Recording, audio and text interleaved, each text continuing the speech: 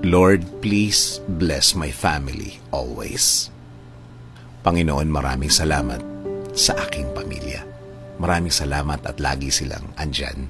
Sila po ang aking inspirasyon, ang aking lakas. Sila po ang nagiging kakampi ko sa mga pagsubok ng buhay. At laging nakaalalay kapag kailangan ko ng suporta.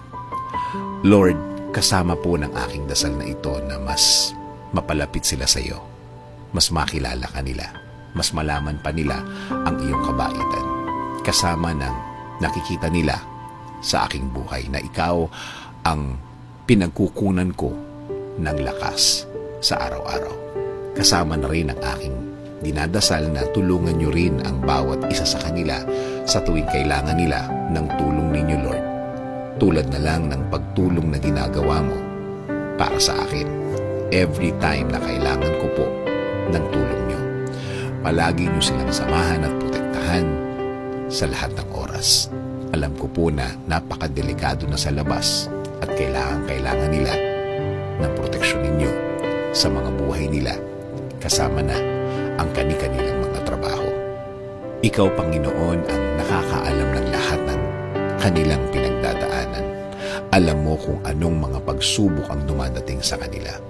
At alam ko, Lord, na ikaw lang ang makakatulong at makakasuporta sa kanila dahil alam mo ang kani-kanilang mga buhay.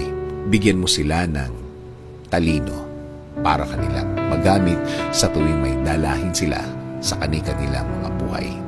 I-remind mo sa kanila na ikaw lang ang panggagalingan ng mga bagay na ito. Mga tulong na ikaw lang ang makaka-provide. Tulungan niyo rin po ang pamilya kong may pinagdadaanan sa kani-kanilang araw. Mga taong ayaw magsalita tungkol sa kanilang mga problema at nagdesisyon na lang na manahimik na lamang and decided to keep it to themselves. Panginoon, alagaan niyo po ang lahat ng magulang, kapatid at lahat ng miyembro ng pamilyang Pilipino. Patuloy niyo kaming ilayo sa lahat ng uri ng sakit. Ilayo niyo po kami sa lahat ng uri na masama. Manatili po sana ang inyong peace sa aming mga puso at isipan. Patuloy niyo pong i-guide ang aking buhay.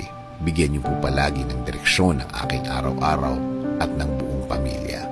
Patawarin niyo po kami sa lahat ng aming kasalanan sa inyo, Panginoon. In Jesus' name we pray. Amen.